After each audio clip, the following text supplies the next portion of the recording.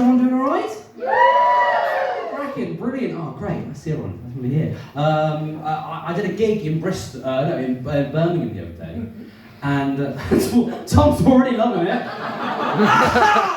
Birmingham! People live there like idiots. Thanks, Tom. I did a gig in Birmingham, and the host introduced me as our next person comes from a place called Weston-super-Mare, which is the sort of place you either know or you don't. It's the sort of place you either know or you don't. The sort of place you either know or you don't. Like Marmite. You know it or you don't, you hate it. It's the sort of place you either know or you don't. That's not only true of Weston-super-Mare, it's true of any place, anywhere, or actually anything in the world.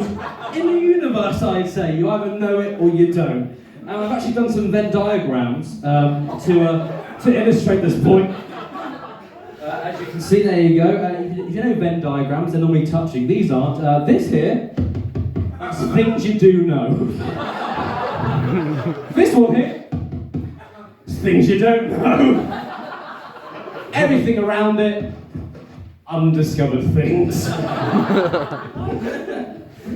And then at some point, if I say, "Oh, do you know London?" You go, "Yes, I know it." You're in there, happy as Larry. Do you know Flit? No, you're in there. I've just discovered this new place called Crewe. You're there, and then you've just gone there, and now you know it. 'Cause I've just told you, you're in there. Well done. You traversed the Venn diagram. Then you got this one. Oh, yes. What do these mean? Well, say it again. Things you do know. Things you don't know. Undiscovered things. But what's that? What's in the middle? That's things you feel. That's things you... Oh, what's going on? Oh! Pop back in. There we go. Laughing. Sex. I know, this does look pretty rude, but it's not. No, that's things you feel. Now that bit there is reserved for mediums. Oh, I can feel. Has anyone lost a relative? That's where they live, in that weird feel bit, a crossover, but they don't actually know if they're there, and they're not quite sure if they do know they are there. Or if you're an empathic life form from Star Trek or the such like that don't exist. Captain, I can feel something. It feels like a large seaside coastal town off the coast of North Somerset. Captain, we're getting something on long-range scanners. On screen. My God. What is it? Captain, I know that place. That's Weston-super-Mare. In the middle of the Milky Way, are you sure, Commander Riker? Yes, sir, I know that place anywhere. Captain, they're hailing us. Put them through. Good evening, Captain!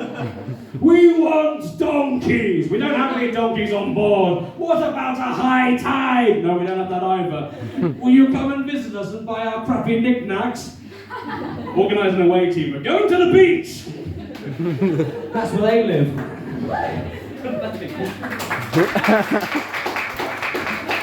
Oh, there's some Star Trek fans in tonight.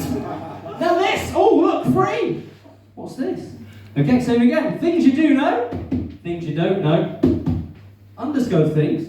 It's got its own circle. And then on the outside, things that will never be known. That one around there, that's infinity. You could count to an infinite number, but don't, because it will take you literally forever. Still not getting it? Okay, I've done it as a pie chart. I know you're thinking, put away your bows and arrows. No, don't. As you can see, I've tiered the pies, and it's from above. Obviously it's from above, otherwise it'd be a crap pie chart. You can't have that as a pie chart. You can't display information like that. No, it's from above, obviously, I love pie charts. But as I've tiered them, they're in layers. So the top layer, that's undiscovered things, and I haven't baked the pies, obviously. So as that gets all mouldy and horrible, that will drip into things you don't know, blue area, there. And as that all gets mouldy, that'll drip into things you do know, that's that area there. So it all starts dripping into one another. Still a bit confused, though, right? I've got another one for you. So I've got this one. Oh, it's an advert, sorry. Sorry, Squarespace. They put adverts on everything these days, don't they? You got 10 seconds, sorry.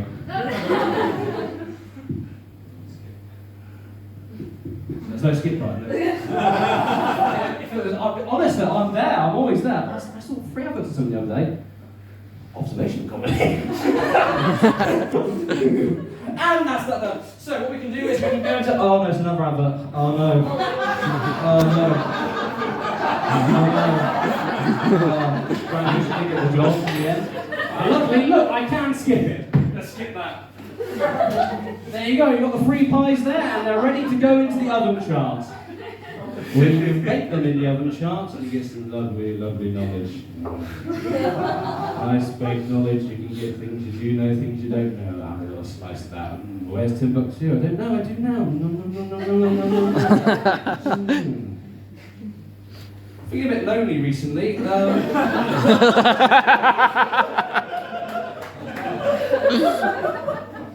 So I decided to get myself a pet. Decided to get myself a nice King Charles. A lovely King Charles. Good, people are on board already. This is a whole another 5 minutes of this. So I'm glad people are here. The other day in Bristol, they had no idea. So I got myself a King Charles.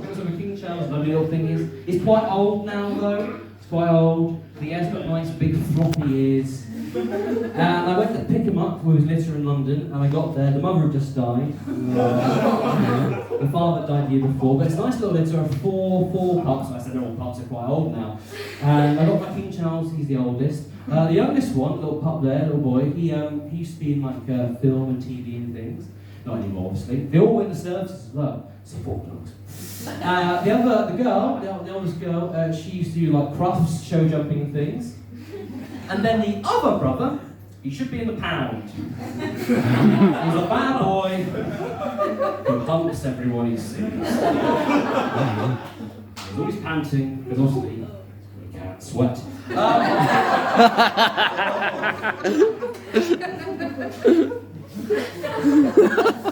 I love dogs. I love my King Charles. He's great. He's lovely. He goes upstairs, has loads of everyone. But some people, they hate dogs, don't they? They hate dogs. They say dogs have no place in our modern society. They hate dogs. Because obviously the Americans, they got rid of all their dogs, didn't they? They got rid of our dogs back in the American Dog Revolutionary War. We even got rid of our dogs in the English Civil Dog War. We cut the head off our King Charles, but we brought him back anyway. The French, they got rid of all their poodles, didn't they? I like dogs. But they say no. Dogs, they're too hard to maintain, aren't they? They're more expensive to run than we actually get out of them because we pay for all their travel expenses and all the things they need to do. I like dogs. Even though what they say, why would you like something that basically is centuries worth of inbreeding? Then I'd say, what's the alternative? Just having cats. Have cats run the place without a dog in charge. Now, don't get me wrong, whatever cat you get, whatever cat you buy, doesn't matter what type of cat it is, it has its own agenda in the end, doesn't it? It has its own agenda. You get it the best wool in the world, it goes all charming, and it begs you, buy me. And as soon as you get it in your house, on the streets, it does whatever it likes. It starts bringing horrible things to your door, and you've got to like it. But we don't like it, but the cat just does it because it's in their nature, don't they? Those horrible cats. And they start bringing their big city cat friends to your neighbourhood, don't they? And they start pooing all over your lawn and pooing their ass's lawn, but you can't blame them because you put the cats there in the first place, didn't you? So next year, in May, when you're thinking of buying another cat, think carefully of what cat you're going to buy. And I'd say, why would I get a cat? And then they'd say, why don't you get a hamster? And I'd say, why would I get a hamster? I'm so used to having cats and dogs. What can a hamster do? I say, well, hamsters know what they are and they stick to it. They're hamsters. I say, but what if they were to get eaten by a big city cat and let out its cage? Because I've never seen a hamster out of its cage before. They say, well, you have to buy a hamster to get it. I said, well, I don't want to invest my time and money when I can already get a cat or a dog. And they'd say, well, hamsters are good because obviously they're good for the environment, because they run on the wheels and they produce electricity, and that's all their goals, isn't it? And then I'd say, hang on a second, I'm a bit lost in the analogy now. Are hamsters the Green Party? And then they'd say, yes, of course they are. What do you think the hamsters were? And I said, well, I thought they were like the Lib Dems or something in this scenario. And they'd say, no, the Lib Dems obviously would be rabbits or something, or the third most popular pet in the UK. And then I'd say, then what would the BNP or UKIP be? Like a snake or something, you know, because they're all slimy and weird. And then they'd say, no, they have no animal equivalent, because not even animals have the basic prejudices we have. Thank you. No thank you. And then they'd say, you're pretty happy with that yourself, aren't you? It's like, yes, I'm very happy with that. That's a sort of George Orwellian stand-up I fucking love. And then they'd say, have you got anywhere else to go on this bit? And I said, no, running out of steam. I can see the audience getting worried. They're wondering, am I just making it up? And I said, don't worry, audience. I am not making this up. This bit is all written. And they said, how would you prove it? Then, Tom. Yeah. Could you read you? Read me. Yeah, that's you. Okay. And I'd say, how would you prove it? And I say, I give one of the audience members a piece of paper with the script on it, so it proves I haven't just made this bit up. And I'd say, oh, that's not proof. Your lines aren't written and you're improvising and no one knows what's going on. And I'd say to you, Tom, I'd say, I do know what's going on, but I'm afraid if you don't know what's going on, it's one of those routines that you either get what's going on, or you don't.